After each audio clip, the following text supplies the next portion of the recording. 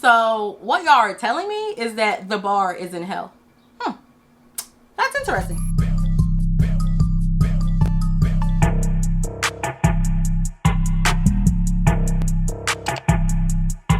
Hey guys, welcome back to my channel. My name is thebritneyalea, and today's video is going to be me talking about some of the issues I have with one of my favorite movies, Love and Basketball. If you are interested in that, please be sure to like this video, comment down below, subscribe to my channel, and we're gonna get right into it. So Love and Basketball, quite honestly, has to be one of the most quintessential black films that there is. Like, I have seen this movie, no exaggeration, probably 85 times. Maybe even more. I had an older cousin who, she was older than me, so when I came home from school, I went to my grandma's house after school, and she was there as well because she lived there. Literally, I would be forced, because she was older than me and she got there first, she had full control of the TV. I would be forced to watch one of three movies. It would be Girls Just Want to Have Fun, Two Can Play That Game, or Love and Basketball. Like, that's it, that's all. And maybe Friday thrown in for a little pizzazz. Like, there was no choice of me watching anything else. And so through watching it, like, I fell in love with this movie. And I don't know. It's like, I enjoy this movie every time I watch it. It actually was just on recently on VH1, and that's kind of what sparked this movie, because while watching it, I'm just like, this is such a good movie. But this is also an awful movie. But this is such a good movie. But yet it's awful. And I don't know, it's just like watching it as an adult and being like more cognizant of what's actually going on and being able to think like metacognitively.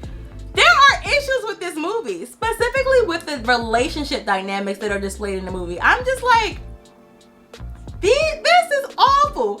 These relationships are terrible. They're trash. They're in the gutter. It's not giving. I don't know what they were going for here, but it's not giving that. And I don't know. So just to give a quick summary of the movie in case you haven't seen it, and honestly, if you haven't seen Love and Basketball, you have to be one of three things. Either you are too young to be watching me, you didn't grow up in a black household, or you're not from the United States. Because if you grew up in the United States in a black household, in an African American household, there is no way that you have missed Love and Basketball. Like, there is no way. Even if you didn't put it on yourself to watch, there's no way that you haven't seen it by proxy, because it is such a popular movie. Like, there's no way you haven't seen it. But anyway, Love and Basketball is a romantic sports drama, and it's focused around the relationship between childhood best friends and neighbors, Monica and Quincy. It really focuses on their relationship with each other and their love for the game of basketball. So now let's get into some of the issues I have with this movie. All of my issues in this movie are centered around the relationship dynamics in the movie. So there are three main relationships that we see displayed in this movie. One is the relationship between Nona and Zeke, and those are Quincy's parents. Two is the relationship between Camille and Nathan. Those are Monica's parents. And then three, of course, we have the relationship between Monica and Quincy themselves. So I'm going to start out with the relationship between Zeke and Nona. Off bat, you kind of get the sense that there's trouble in paradise with Zeke and Nona, because when we first see Zeke, he's coming home from a trip that he's been on for about 4 days. And so when walking in, Nona is really excited to see him, and so is Quincy. And she's preparing a cake because she's going to go greet the new neighbors with Quincy, who is simultaneously writing a sorry note because he had an interaction with Monica where he knocked her down while playing basketball. So she says, oh, are you going to go with me to meet the new neighbors and introduce yourself? And he says, no, I have a meeting. And she's annoyed, rightfully so. You've been gone for 4 days, and the first thing you do when you get back is schedule another meeting. It's annoying. And then he automatically says to her, oh, don't be bitching. And it's like, what? First of all, even if you were annoyed that she was like nagging, why is that where you take it off the rip? Why is it not like, honey, I understand you're frustrated, but I had to do this, I had to provide for us? Because that's something that he said, like, oh, I'm providing for us. Provision does not just include monetary things. Yes, you guys live in an upper middle class neighborhood. Yes, you have all the tangible things that you need, but providing for someone is not just monetary. Are they cared for spiritually? Are they cared for mentally, emotionally? Those are things that are important. I feel like a lot of times people or men who pride themselves on, I provide. You provide money. Are you providing other things? Because that's not all people need. Like, if you want someone who's just using you for your money, I mean, okay. But most people in a relationship with someone who they love, yes, if it's a woman, yes, she wants some provision. But she wants other things, and she needs other things in order to keep her satisfied in the relationship. And so you come home on this 4-day business trip and not spending time with your wife and son, she is not crazy for wanting that. And the way he automatically got so mad and started gaslighting her and tried to make it seem like she was crazy, I knew. And even as a kid, I said, something ain't right about this man. And come to find out, we're right with that assumption because he's cheating on her. And not only is he cheating, he has started an entire family on her. And she ended up, we find out because she has pictures, she hired a private investigator. And prior, I need to talk about this. Zeke is so trash because he meets with Quincy and he's like trying to like soften the blow of him finding out about his transgressions. And he's like, oh, you're gonna find out about this. Some girl saying I started a family with her. And you know, and Quincy's like, well, is it true? And he's like, how dare you ask me that? How dare you? You did. It's true. Like she has little pictures of you with the woman hugged up. But like the way he tried to lie to him and even gaslight, it's just like, I hate saying that word because I feel like if people learn the word gaslight and toxic and they just flew off with it. But there's no other word to describe this man. Like there's no other words. Like, I don't know, that kind of took me a little further along than I needed to. But it's just, thinking about that now, it's like you try to make it seem like he was crazy for asking you if you did it when you actually did it. Anyway, the one thing I will say that I respect Nona for, she was not going to let him go without knowing that she was annoyed with his actions. Every time you turn around, she was saying, well, we're not going to do this. What's happening with that? And I said, yes, Nona, get him together. And it's funny because she's kind of like the polar opposite to Camille, which we're going to talk about Camille and Nathan next. But she wasn't letting that man get away with nothing. And every time he was like on one of these business meetings or whatever, she was asking questions, rightfully so, because we find out she was right to be asking questions because the man was cheating. So there's a scene where he is on a business meeting and he doesn't come home till 1 or 2 in the morning. She's like, you're at a business meeting this late? I'm not a fool. Like, and I played second fiddle when you were an actual basketball player, but not while you're recruiting. And he gets offended. So nobody cares about your male ego right now. Like, it's 2 in the morning, sir. Like, why are you coming home at 2 a.m. and they're acting like I'm crazy for wanting to know where you're at and what you're doing and why you're always on these meetings and why the meetings are lasting so long and staying on so late? What? So he says, well, you got everything you need, right? Oh, honey, she took off her earrings, her watch, started throwing at him, and I'm like, yep. I love the fact that he has money was not enough to keep her happy and quiet. That's not all that she needs or wants from you, sir, and I don't know what it's going to take for you to get that. But my sis Nona, she ends up victorious at the end because they break up and she gets her little breakup bob and a new man. And I'm like, one thing about us, when a sister breaks up with somebody, oh, she's getting new hair. It's going to be a new hairstyle. There's going to be new outfits. We're going into the gym, or we might get a little thick, start getting, getting stuff put in the right places. Oh, you're going to regret it. Oh, you're gonna regret it. And Nona, when I saw her with her breakup bob, I said, period, sis, you better have a breakup bob. I love a breakup bob, a breakup cut, a pink breakup wig. Listen, I'm all for it. Okay, sis, whatever you need to do to get yourself back right. And yes, Nona is my girl and Zeke is trash. So the next relationship is Camille and Nathan. And Camille kind of has a soft spot in my heart because she reminds me so much of my grandma. She's kind of like that 1950s housewife type. You can tell that her family is literally her pride and joy. They are her biggest accomplishment and she is so proud of them, and she just oozes and beams with pride for her children, her husband. And I like that. It's so sweet. And you also can tell like that she has probably sacrificed a lot of things in her life so that her family can be provided for in a way that she thinks is adequate. And I think that's commendable. I know a lot of people put housewives down, but I think that's commendable. And I think that Miss Camille never got enough respect. Between them kids giving her trouble and that man not noticing when she needed a break, I'm just like, Miss Camille, stand up for yourself. Tell these kids what's what and tell that man, no, earn your own shirt. But I digress. I'm getting passionate because I tell y'all she reminds me of my grandma, and I don't play about my nana. I don't play. One of her other top priorities, other than raising her girls to be everything that's sugar and spice and everything nice, you can tell that she really wants to make sure that her husband is always pleased with her, whether it be like, in a sense of relationship, their home, whatever. She wants to make sure that he's pleased. And I don't think there's anything wrong with that, because you want to please your partner, whether that's as a woman you want to please your husband or your boyfriend. If you're a man, you want to please your wife or your girlfriend. But I think that it needs to be reciprocal, and I think that it was I don't know. I feel like it was a thing of like, he is, again, like Zeke, providing provision. Now, I don't think he's anything like Zeke, no. But he's providing provision, but the other things, I don't really know if they were catered to as much. And she's providing the emotional, the, you know, the cleaning, the cooking, all of that stuff. And I'm just like, there needs to be a little bit of give and take on both sides. And I sometimes feel like Camille got the short end of the stick in this relationship. There's a scene where she walks into the room with the girls and Lena is doing Monica's hair. And the girls kind of look at her and they can just tell something's off with her. And they're like, Mom, are you okay? And she says, I'm just so tired. I've been working all day. And you can kind of just tell that she's lightheaded and tired and just tired. So right then and there, after that, she just explains that she's tired, her husband walks in. He comes in with 2 shirts and he's like, oh, you know, what shirt should I wear, honey? And she says, I like this shirt, that would look nice for your meeting or whatever. And the first thing that bothered me with that interaction is the fact that he asked for her advice, and as soon as she told him what shirt to wear, he said, oh, we'll just iron both of them. So my opinion means nothing.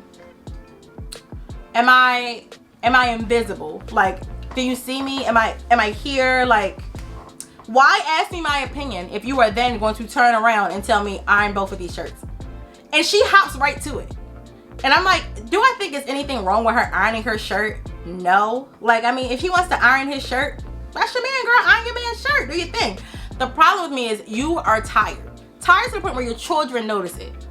So rather than saying, honey, I'm really tired, can you iron it yourself? Or, you know, maybe she could have said, I'll iron it in the morning. She hops right to it and says, okay, let me get to it. Girl, what? That man is grown. He can iron his own shirt. Or if you really want to be the one to iron it, honey, I'll wake up in the morning and iron it. I'm tired. I can't do it right now. And the thing to me is that, yes, I think both of them in this relationship, I'm not going to put all blame on him or her. I think that she should have stood up for herself in that moment. Seeing her not stand up for herself made me so mad. It's like, girl, you're tired. You're wore out. Why not say, I'm tired, honey, I'll do it tomorrow? Or make him iron his own shirt. But no. If you're visibly tired to the point where your children can notice it, there's no reason why this man did not notice it. You know why he didn't notice it? He didn't want to notice it. He didn't want to notice it. Her being tired and working herself to the bone and waking up the next day with a smile and doing it again, that's beneficial to him. He doesn't have to challenge the status quo because it works in his favor. And now, do I think that Mr. Right or Nathan is horrible? No. I just think that things are working in his favor. His wife is home cooking and cleaning and taking care of the kids, and he gets to come home, hand his shirts off, and go on about his business.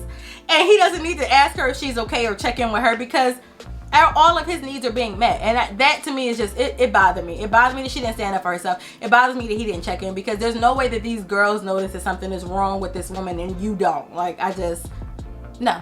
So now the last relationship, and the one we're going to spend the most time on, of course, is Monica and Q. So from the jump, there's chemistry with Monica and Quincy. You can just see it even from the time they're kids. And that scene, I think this scene is so pure and it warmed my heart so much when he like walks up to her and they're walking to school together. And he's like, you want to be my girl? And she's like, well, what I gotta do? And he's like, you know, just like ride your bike with me. And then like, you know, when I make you mad, I'll get you flowers. And she like, I don't like flowers. And he was like, okay. She was like, but I like Twinkies though. And I'm like, oh, that is so cute. But then 5 seconds later, they get into this argument and they're rolling around on the dirt fighting each other. And I'm like, if that is not the essence of middle school relationships, I don't know what is. Like, from my experience in middle school, I know that to be true. And I taught middle school for about 3 years. And that is true. I had students who will be in a relationship at lunch, and by the time the buses are called for dismissal, they hate each other. They don't want to be near each other and they can't stand each other. And I'm just like, my head is spinning. My head is spinning. I don't know what to do with you guys. But anyway, we skip to the men in high school and we see that they're still best friends. He's playing ball, she's playing ball. He's having a bit of an easier go at it than her. She's very passionate about the game, and she's like, you see her arguing with refs and arguing with the coach, and you know, you can tell that Monica's just so passionate about basketball, and Quincy is too, but it just comes easier to him. And I don't know, it was nice seeing like how that plays out, especially because later on in the movie we're going to see that flip, and it's nice to see these types of like juxtapositions in movies. Prom comes around, and for prom, Monica, who is, you know, usually the scruffy type, she gets her hair done, her sister gives her a really nice dress, does her makeup, and she looks so beautiful. And then her mom and her have a really sweet moment where she puts these pearls on her and calls her beautiful, and Monica's like, do you really think I'm beautiful? And it was just a really nice scene to see. So at prom, Q sees her and he's like, okay. And then he even says to her, you don't even look that bad. And she's like, oh, thanks, you don't look bad either.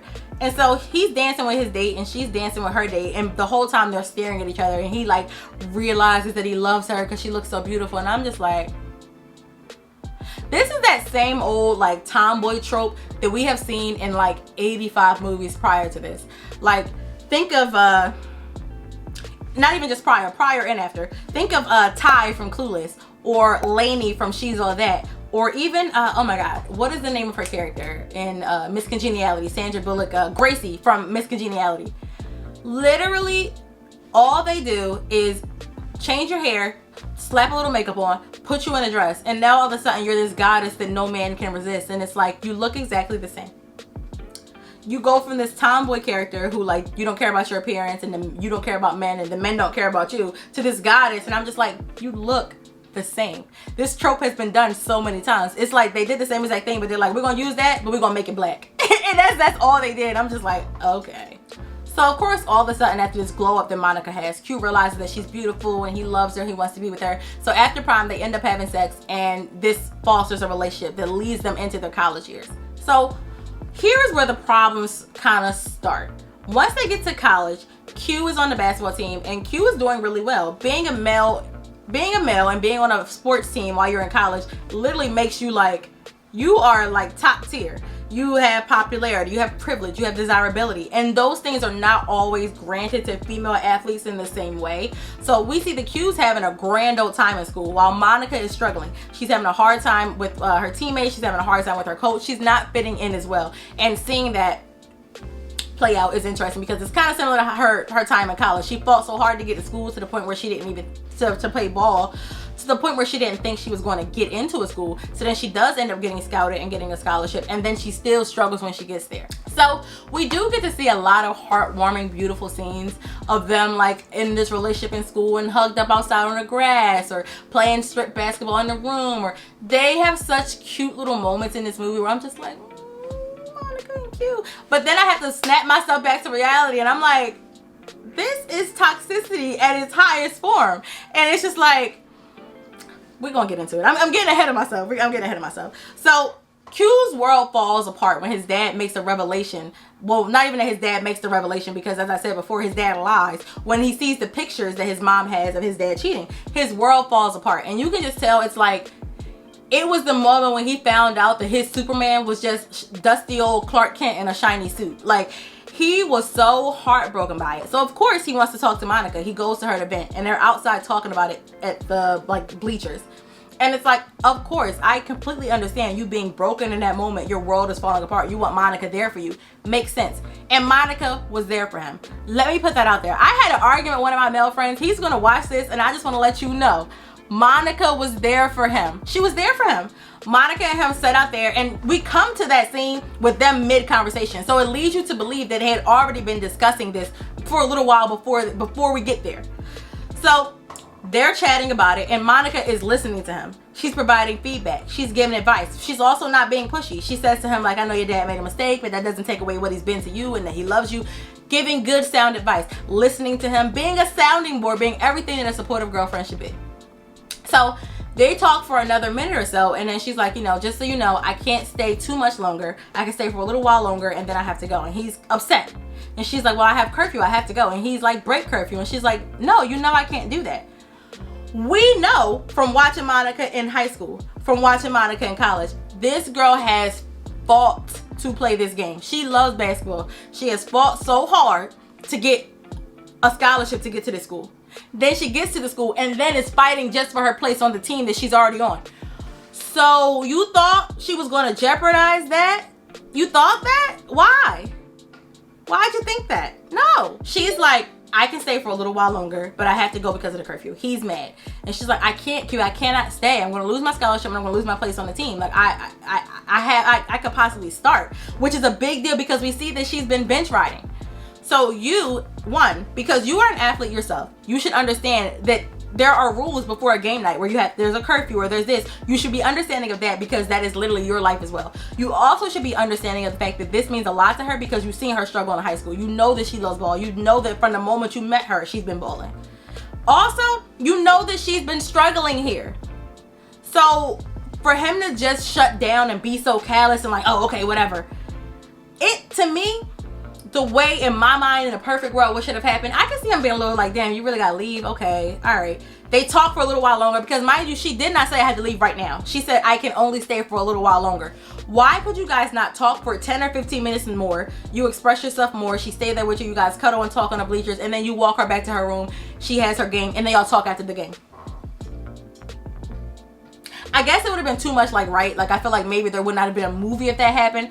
But it's just, like, funny because when I speak with men, a lot of times they're like, he was broken. She should have stayed there. I should have ruined my life for that?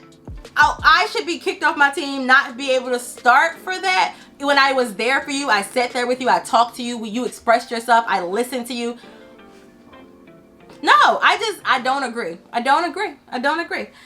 So from there, the problems in their relationship just begin to fester even more because at the game, the next day we see Monica at her game. She's doing really well. She ends up getting put in the game. She does well. Her coach actually, after the game, gives her props and says, you did so well. You know, you could have gave up when you messed up on that shot, but you didn't. You pushed, and you're one of the reasons why we won this game. And then we see Q. He's playing and he's not doing well. His head is not in the game, rightfully so. So his team loses. He's not in the game, of course, because his world is shattered. He finds out this information. His mind is just on other things, which makes complete sense.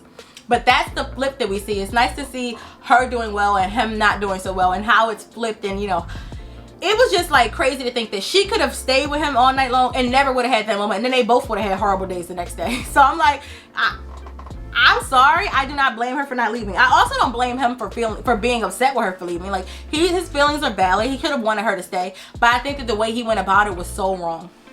So the next scene, they're at this party, and Monica's dancing and celebrating with her girls. He comes in, she's excited to see him. He's just like, oh, hey, whatever. And we see him a few scenes later, all in some girls that are flirting. And Monica sees it. She's kind of like, what's going on here? And so she asks him to talk, and he's just like, no, I'm leaving. I'm going home. He goes back to his dorm room after, like, storming out of the party, and his dad is there. His dad wants to talk. And he's upset with his dad. He doesn't want to hear it. He's telling his dad, like, you know, telling his dad off and, like, going off on his dad. He's so mad at his dad. He is rightfully hurt and rightfully upset at his dad for, you know, one, lying to him, cheating on his mom, breaking up their family, ruining, like, his sense of stability at home. And I felt really bad for him. But we have to remember that Q then cheats on Monica. Now, they never really go into if he actually, like, had sex, but emotionally and, like, as far as embarrassment and this thing when it comes to cheating, he did that to her. He ends up taking this other girl on a date, I think, like, to Wendy's or something, and then we see him around campus with other girls and doing all types of things in front of Monica's face. So after he storms out of the party, like, the next day, Monica goes to his dorm room to, like, see him, talk to him, and, like, see what's up with him. And he's just, like, being weird, and she's like, oh, I had a good game, like, how was your game, whatever. And then a girl knocks on the door, comes in, and he's hugging up on her. Let me tell y'all something. I am a pacifist. You know, I'm a Quaker of sorts. But one thing's for certain, two things for sure. There would have been no way that girl could have came in there and he'd have hugged up on him and he didn't get a shoe or something thrown at his head. I'm sorry. I'm sorry. What? You mean to tell me in front of me I'm in this room and you're embarrassing me to this level? Jesus, take the wheel. Jesus, take the wheel, because it would not have been me. She handled that better than I ever could have. So after that scene, she then still wants to talk to him about what happened. And she's like, oh, well, you know, what happened? Why are you doing this? Why are you acting like this? And he's like, you wasn't there for me. You don't care about me. All you care about is basketball. Okay. Not going to invalidate his feelings. Okay. But it's just funny to me that you're so upset with her for not being there for you, when the reason you want her there for you, the reason why you want her there for you is because you found out your dad cheated on your mom. And you're mad at him for what he did to your mom. But then you go and do the same thing. And then get mad at her for being mad when you're mad when the same thing happened to your mom. It makes no sense. It makes absolutely no sense. I actually went on a rant about this, like when quarantine first started, Love and Basketball was on TV. And I was watching it and just like, am I going crazy? Like, am I in the Twilight Zone? This is crazy to me. So in that little discussion they have where he's like, you don't care about me and, you know, I'm just going to leave this relationship, whatever. Monica is begging him when I say begging, like, we can work it out, cute. How do I know the next time you're feeling neglected or whatever, you're not going to just run around on me? If we're going to be together, I have to be able to trust you. I'm not asking for us to be together. What? I'm going through a lot of shit right now. It's obviously more than you got time for. How are you gonna tell me what I have time for? I mean, whatever I did, we can fix this. I don't think so. You don't think so? Look, I'm entering a draft. What? I'm going pro. Hey, who knows where I'm gonna end up, you know? When did you decide all this? A few days ago.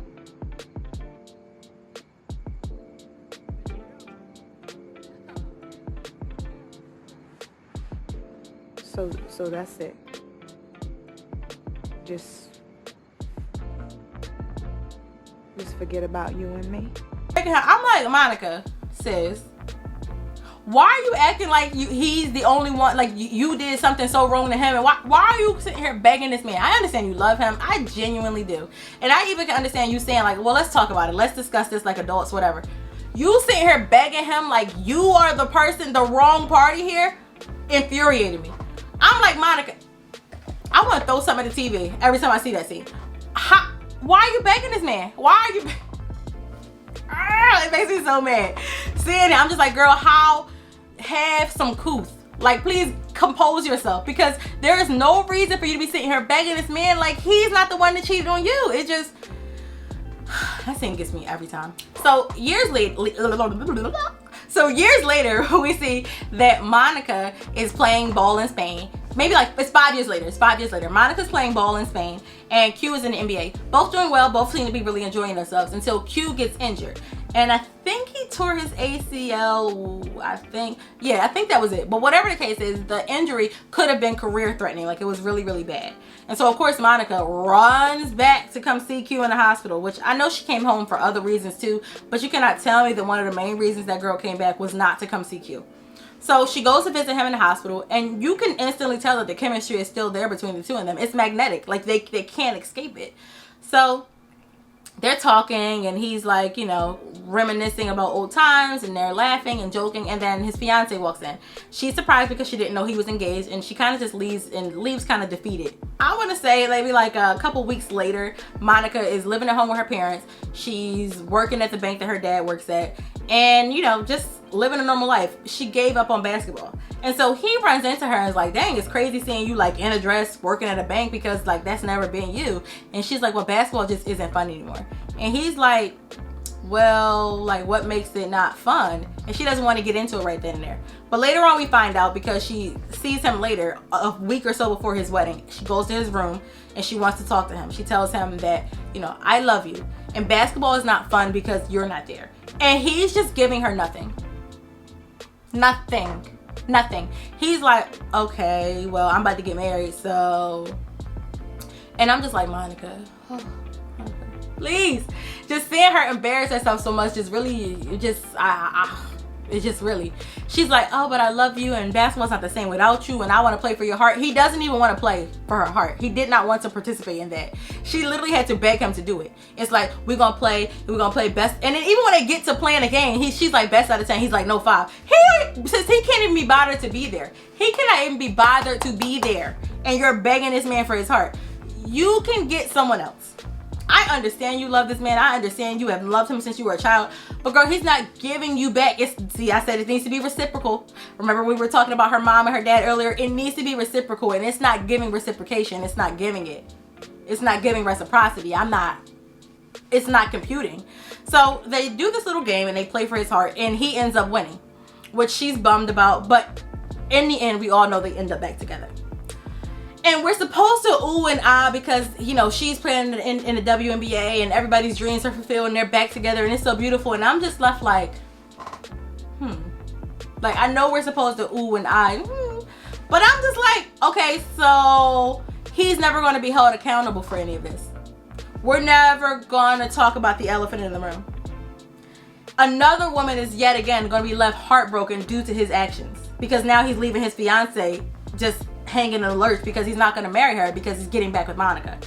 And I just can't. I can't have that moment with y'all because I'm always left at the end of this movie irritated every single time, even though I love this movie. It's just... Let me move on to my final thoughts. Wait, before I do my final thoughts, my favorite character in this movie is Lena. We do not get enough of Lena. Lena is a supporting character. She's Monica's sister, and I love her. First of all, she's bad. Regina Hall is everything. She's everything now, but she was everything in this movie. So pretty. And she's such a supporting daughter, sister. Whenever Monica and her mom are arguing, she like sees her mom's side, but then she's objective enough to understand where Monica's coming from. She never puts Monica down for being a tomboy and liking to play basketball, even though she herself was a cheerleader in school. They never come out and say that, but you see that she comes to one of Monica's games and she knows all the cheers that the cheerleaders are doing from the high school. So it leads you to believe that when she was in high school, she was a cheerleader as well. Completely opposite of her sister, but never judged her, never put her down. Always was encouraging to her. And it's just, the energy was just always right. She was one of my favorite characters, a pleasure to watch. I wish we got more of her in this movie because Monica needed some help. Monica needed some words of wisdom from somebody who knew better, and I wish that we got more of Lena to give her that guidance that Monica needed. So my final thoughts, Monica, you guys are not gonna agree with this, and I don't care. I don't care. Monica is just like her mother. She resents her mother so much, but yet she's just like her mom. And I know you guys are gonna be like, what? How is she like her mom? If you look at it in a shallow sense, no, she's not like her mom. Her mom's into cooking and cleaning. She's into basketball. But if you like really think critically, Monica is just like her mom in the sense that she has a lot of internalized misogyny. And I think that her mom has a lot of internalized misogyny too, but I think they manifest themselves in different ways. Monica gives off that energy of the like, I'm not like other girls. And a lot of times that energy is to put other women down. It's like, I'm not like other girls. What they like is stupid. What I like is important. What they do is this and what I do is that. Or I get along with men better, so that makes me better. And it's like, no, it's giving pick me. It's giving pick Misha. It's giving, I'm putting down other women so that I look better in the eyes of men. That's what it's giving. It's giving that. Because I mean, I'm the type, I'm extra. I like to have my hair done. My nails look a mess now, but next time y'all see me, they're going to be done. I like to have my hair done. I like to have my nails done. I like to have a cute outfit on. I like to do all those types of things. But women who don't like to do that, that's their thing. I'm like, all right, sis, I'm not into anime and basketball, but hey, if that's your thing, sis. I'm not going to put you down for it. And, you know, I might joke around with you about it, but at the end of the day, I'm not like, oh, I'm better than her because she's into that and I'm into this. No. I'm a woman who has different interests than this woman. She's a woman who has different interests than that woman, and neither one of us are better than the other.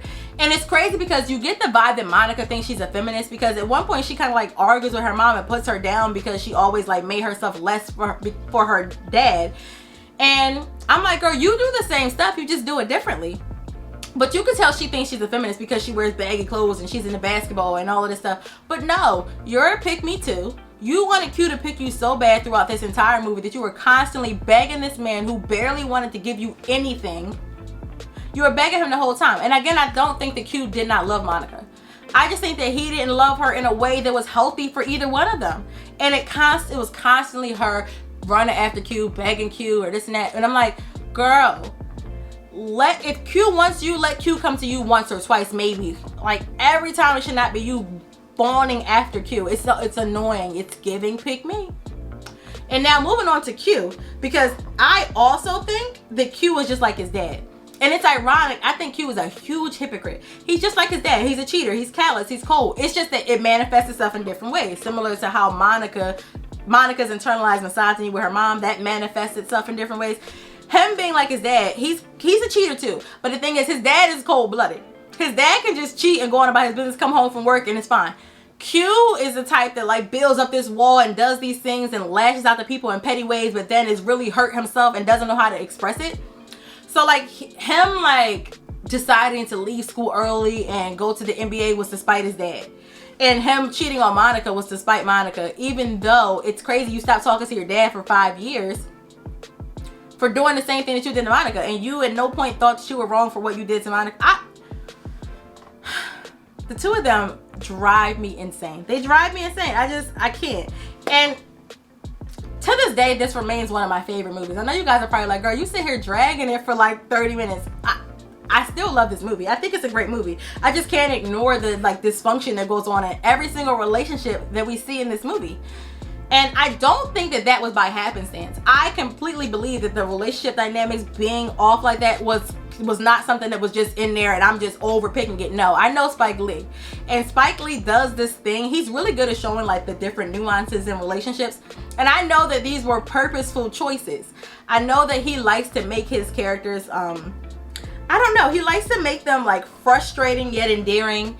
His protagonists, they're likable yet not likable, but yet you still root for them at the end. It's just like even me, even to this day, just watching this movie a couple days ago, was rooting for Monica and Q, and I'm sitting here like, this makes no sense. Why do I like this movie so much? Why do I want them together even though I think that they are a horrible match and I think Monica should find someone else and Q should just marry Tyra Banks? I don't know. But that's the magic of Spike Lee joints. Like, it's just a good movie. I don't know.